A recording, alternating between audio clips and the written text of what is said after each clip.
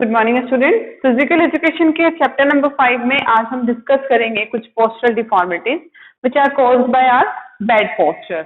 अगर हम good posture को फॉलो नहीं करते हैं, जैसे कि अपने प्रीवियस लेक्चर में हमने पोस्चर की कुछ पर्टिकुलर पोजीशंस देखी थी कि जब हम वॉक कर रहे हैं, जब खड़े हुए हैं, जब हम बैठे हुए हैं, तो हमारा पोस्चर सही पोजीशन क्या होना चाहिए। अगर वो सही पोस्चर हम फॉलो नहीं करते हैं तो कुछ पोस्चरल डिफॉर्मिटीज अराइज होती हैं।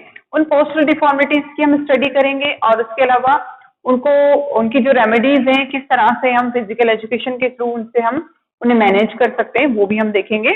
तो सबसे पहले हम देख लेते हैं पोस्चरल डिफॉर्मिटीज के टाइप जो कि हम पढ़ने वाले हैं। सबसे पहले स्पाइनल कर्वेचर नाम इंडिकेट कर रहा है कि हमारी स्पाइनल कॉलम में कर्व होगा, मुड़ी हुई सी नजर आएगी due to our bad posture. उसके बाद है फ्लैट फुट फ्लैट होंगे, वो भी हमारी बैड पोस्चर की वजह से होते हैं। नॉक नी है, आपके नीज आपस में नॉक्ड होंगे। और बॉ लेग्स है, जो आपकी लेग्स हैं, आप जब स्टैंडिंग पोजीशन सही नहीं होती है तो लेग्स के बीच में बहुत ज्यादा वाइड आप कह सकते हो कि गैप हो जाता है उनके बीच में, आपके पैर बहुत दूर दूर होते हैं। और राउंड शोल्डर है, शोल्डर्स राउंड होंगे, आप स्ट्रेट नहीं रहते हो, फॉरवर्ड नहीं है, आपने पोजिशन फॉलो नहीं किया। तो ये सारी आपकी पोस्चरल डिफॉर्मिटीज होती है जिनकी हमें स्टडी करनी है। सबसे पहले हम बात करेंगे स्पाइनल कर्वेचर की, कि स्पाइन में हमारा जो कर्व हो जाता है वो किस तरह से हम देखते हैं या कैसे हम उसकी स्टडी कर सकते हैं। तो देखो, स्पाइनल कर्वेचर भी 3 तरह का है, ठीक है। तो सबसे पहले तो आप स्पाइन की नॉर्मल पोजीशन देख सकते हो, पिक्चर में आपको नजर आ रही है कि स्पाइन जो है हमारा, जो वर्टिब्रल कॉलम है हमारी, नॉर्मल पोजीशन कैसी होती है। नॉर्मली कर्व होते हैं हमारी स्पाइन में, बट वो कर्व हमारी पोजीशन, हमारी जो कैपेसिटी उससे बियॉन्ड, उससे बढ़ जाते हैं, तो उसे फिर हम स्पाइनल कर्वेचर कहने लगते हैं कि ये कोई डिफॉर्मिटी हमारे अंदर अराइज हो चुकी है, ठीक है। तो देखो, सबसे पहले हमारा काइफोसिस की हम बात करेंगे, ठीक है। और दूसरा स्पाइनल कर्व है लॉर्डोसिस, और तीसरा है स्कोलियोसिस। डिफरेंस क्या है इन तीनों में वो देखते हैं हम। तो सबसे पहले बात करते हैं हम काइफोसिस की। ओके, काइफोसिस देखो, आपने जब देखा था कि जो आपका स्पाइनल कॉलम में 3 पार्ट में आप उसे डिवाइड कर सकते हो। एक तो होता है आपका सर्वाइकल रीजन, जो आपकी गर्दन वाला एरिया है। उसके बाद होता है थोरेसिक रीजन, जो आपके चेस्ट वाले एरिया पर जो आपकी वर्टिब्रल कॉलम है। उसके अलावा कमर वाले रीजन में जो आपकी वर्टिब्रल कॉलम होती है उसे लिम्बर रीजन कहते हैं। तो इन तीनों रीजन में अलग अलग तरीके का कर्वेचर हमें देखने को मिलता है। तो सबसे पहले बात करते हैं काइफोसिस की। काइफोसिस क्या है? Increase of backward curve. जो आपका बैकवर्ड कर्व है कंधों का, वो बहुत ज्यादा बढ़ चुका है। और डिक्रीज ऑफ फॉरवर्ड कर्व, या फिर आप फॉरवर्ड कर्व, आप इस तरह से फॉरवर्ड नहीं रह सकते हो, उसको वो डिक्रीज हो रही है, वो चीज आपकी कम हो रही है। फॉरवर्ड आप बिल्कुल आगे कंधे आपके झुके हुए हैं, तो इससे आप काइफोसिस नाम देते हो, ठीक है। शोल्डर वाले एरिया में आपकी जो वर्टिब्रल कॉलम है वो झुक जाती है, ओके। और कैसा कर्व होता है? इंक्रीज ऑफ बैकवर्ड कर्व, अंदर की तरफ मुड़ा हुआ, okay. It is also called round upper back. इसको हम राउंड अपर बैक भी कहते हैं। आपका अपर बैक राउंड हो जाता है। हंच बैक आपने देखा होगा, किसी का हंच पीछे से बैक होता है, निकला हुआ झुके हुए से पर्सन जनरली ओल्ड एज में ज्यादा देखने को मिलता है। तो वो यही चीज है, उसे हम काइफोसिस नाम देते हैं। अब उसके कॉजेज आप देख लो। काइफोसिस आप अच्छे से देख सकते हो, पिक्चर में नजर आ रहा है आपको, ठीक है। उसके कॉजेज अगर देखो, सबसे पहला कॉज है मैल न्यूट्रिशन, यानी आपको सही न्यूट्रिएंट नहीं मिल पा रहे हैं, कैल्शियम की कमी है, आपकी मसल सही से काम नहीं कर रही है। उसके अलावा क्राउडेड एरिया में अगर आप हो, ठीक है, मीन्स मान सकते हैं कि बचपन में भी अगर आपको काइफोसिस देखने को मिलता है, आप क्राउडेड एरिया में रहते हो, या फिर आप क्लास में बहुत सारे बच्चे हैं, सब पास पास बैठे हुए हैं, आपको सही से अपनी पोजीशन अटेम्प्ट करने का मौका नहीं मिल पाता है, तो वहां भी ये देखने को भी मिलता है कि क्राउडेड एरिया में भी आपको काइफोसिस होने के चांसेस हैं। उसके अलावा इलनेस है, किसी बीमारी की वजह से हो सकता है कि आप बहुत ज्यादा वीक हो चुके हो, नहीं बैठ पा रहे हो सही से, रेगुलर आपके अंदर इलनेस है, तो आप ऐसे झुककर बैठते हो। हैवी लोड ऑन शोल्डर्स, अपने शोल्डर्स पर आपने बहुत ज्यादा लोड आप कैरी करते हो, जितना कि आपकी कैपेसिटी उससे बियॉन्ड। उसके अलावा week muscles, okay. Shyness among girls में शाइनेस हो, गर्ल्स खुलकर नहीं बैठ पा रहे हैं, नहीं बोल पा रहे हैं खुलकर, तो वो भी रीजन हो सकता है काइफोसिस का। अब हम बात करेंगे सेकंड स्पाइनल कर्वेचर, जिसे हम लॉर्डोसिस नाम देते हैं। देखो कैसे आप इसको आइडेंटिफाई करोगे। इनवर्ड कर्वेचर, कैसा कर्वेचर है? इनवर्ड, यानी अंदर की तरफ झुका हुआ। Of lumbar region, lumbar region यानी आपकी कमर वाला एरिया, देख सकते हो पिक्चर में, लिम्बर रीजन आपका अंदर की तरफ आपकी स्पाइनल कॉलम मुड़ जाएगी, ठीक है। कॉजेस देख लो इसके, वही इम्बैलेंस डाइट, सही से आपने न्यूट्रिएंट नहीं लिए, इम्प्रॉपर एनवायरनमेंट, सही इन्वायरमेंट नहीं मिला आपको, बैठकर सही से नहीं बैठ पा रहे हो, काम सही से नहीं कर रहे हो, आपका वर्किंग प्लेस है वहां बैठने की सही से अरेंजमेंट नहीं है, तो आपकी जो ल्यूम्बर रीजन, आपके कमर वाले एरिया की जो स्पाइन है वो अंदर की तरफ इनवर्ड मुड़ जाएगी। ओके, ओबेसिटी भी रीजन हो सकता है, वीक मसल्स इसका रीजन है। In lordosis body seems to be stiff, lordosis में आपकी बॉडी कैसी लगेगी, स्टिफ, यानी एकदम तनी हुई सी बॉडी लगेगी, आप बिल्कुल फ्लेक्सिबल नहीं रह पाओगे। ओके, पिक्चर में इजी से देख सकते हो। थर्ड स्पाइनल कर्वेचर है स्कोलियोसिस। अब देखो इससे पहले जो आपने दोनों कर्वेचर पढ़े हैं ना, दोनों आपको फ्रंट से देखने पर नजर आ जाते हैं। जब आप फ्रंट से देखते हो आपकी स्पाइनल कॉलम को तो दोनों कर्वेचर नजर आते हैं कि हाँ ये लॉर्डोसिस है या ये स्कोलियोसिस है, सॉरी, या फिर ये काइफोसिस है। अगर आपको स्कोलियोसिस पहचानना है तो उसके लिए आपको साइड से देखना होगा स्पाइनल कॉलम को। It is the sideways curve, picture में आप देखोगे अभी इसको।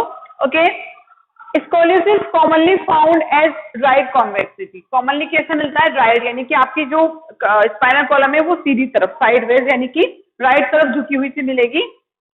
और left convexity is commonly called C curve. अगर कॉन्वेक्सिटी आपकी जो स्पाइनल कॉलम में साइड से अगर आप देखते हो तो इस तरह से झुकी हुई है, ठीक है, लेफ्ट तरफ झुकी हुई है इस तरह से, तो आपकी जो स्पाइनल कॉलम है ऐसे झुकी हुई नजर आएगी, ठीक है, लेफ्ट तरफ झुकी हुई, यानी कि ये सी कर्व कहलाएगा। ओके, पिक्चर में आप अच्छे से देख सकते हो, आपको नजर आ रहा है कि आप साइड वाइज अगर देखोगे तो आपको स्कोलियोसिस नजर आएगा।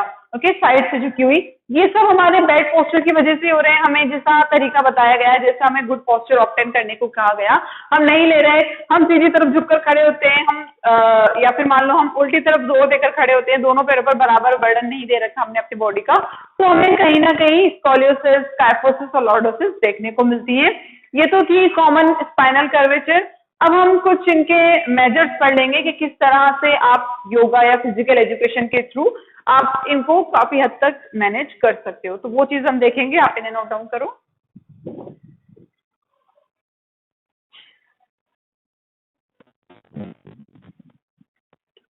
अब हम बात करते हैं कुछ करेक्टिव मेजर्स की फुल काइफोसिस। देखो काइफोसिस हमें पता है कि इसे हम राउंड शोल्डर भी कहते हैं, आपके शोल्डर वाला पोर्शन झुका हुआ सा नजर आता है इसमें।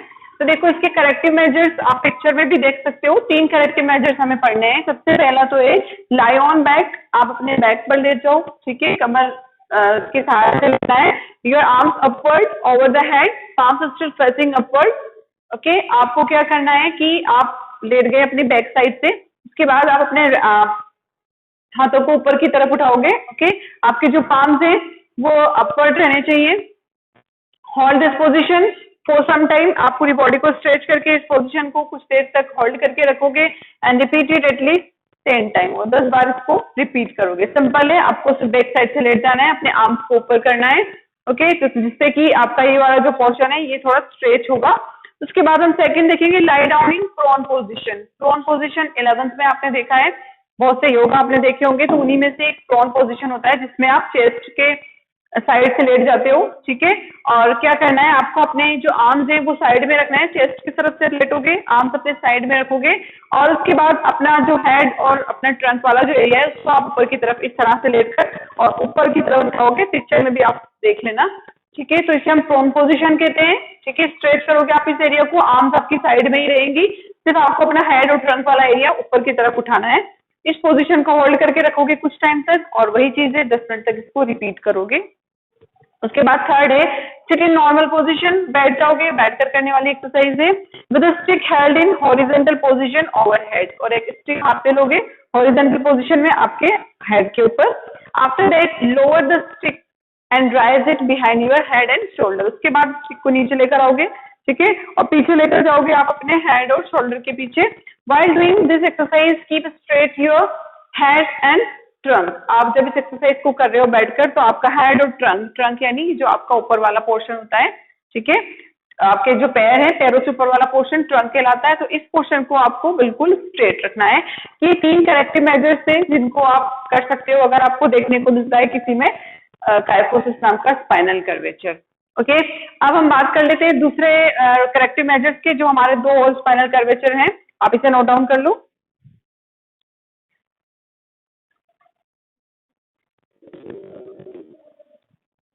सो स्टूडेंट, अब हम बात करेंगे कुछ corrective measures which are related with lordosis. देखो सबसे पहले तो क्या करोगे आप, फर्स्ट एक्सरसाइज आपको बता रहे हैं, lie down in prone position. Prone position यानी you have to lie down with your chest part, okay, with hands under abdomen. आपके हैंड जो है वो एब्डोमेन के अंदर दबे हुए रहेंगे, एंड राइज लोअर बैक। और अब आपको सिर्फ अपना लोअर बैक, ठीक है, लॉर्डोसिस हमें लोअर बैक में ही देखने को मिलता है, सिर्फ आप राइज करोगे अपने लोअर बैक को, ओके, और होल्ड करके रखना है इस पोजीशन को। उसके बाद सेकंड एक्सरसाइज है lunges forward on mat with me. आपको लंज फॉरवर्ड करना है मैट पर, इस तरह से पिक्चर में देख सकते हो, इस तरह से लंजेस करते हैं ताकि आप ऐसा लगे जैसे आप स्टेप फॉरवर्ड कर रहे हो। थर्ड है लाई ऑन प्रॉन पोजिशन, वही आपको चेस्ट साइड से लाई करना है with your palms on floor.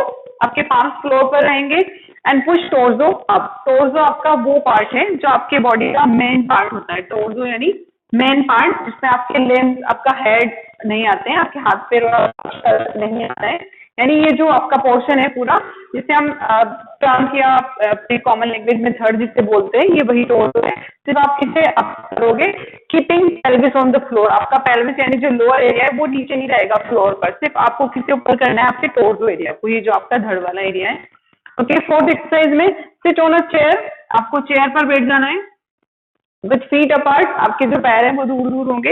Band and position your shoulder between knees. अब आप मुड़ोगे, ठीक है, और आपकी जो की पोजीशन, शोल्डर की पोजीशन नी बीच में आ जाएगी। देन रीच द फ्लोर, उसके बाद फ्लोर पर पहुंचने की कोशिश करोगे आप बैठे हुए चेयर पर, under the back of chair, and hold this position for some time. इस पोजीशन को कुछ टाइम के लिए होल्ड करके रखना है। ये कुछ एक्सरसाइजेस थी जो आपको एज अ करेक्टिव मेजर्स पढ़ाई गई हैं, ताकि आप इन पर्टिकुलर डिफॉर्मिटीज से कहीं ना कहीं आप उनको करेक्ट कर सको, इन डिफॉर्मिटीज से बच सको। सबसे बड़ी चीज तो ये है कि आपके आप में पोस्चरल डिफॉर्मिटीज आए ही ना, उसके लिए आपको आपका जो स्टैंडिंग का जो राइट पोजीशन है, और जो आपका वॉकिंग के लिए या सिटिंग के लिए जो आपको right correct position, correct posture जो आपको बताया गया है, उसे फॉलो करो तो हमें करेक्टिव मेजर्स नहीं देखने को मिलते हैं, ओके। कुछ और करेक्टिव मेजर्स हैं पर्टिकुलर, कुछ आपकी जो पोस्चरल डिफॉर्मिटीज है उनसे रिलेटेड, उन्हें हम पढ़ेंगे, ओके। तब तक के लिए थैंक्स फॉर वॉचिंग।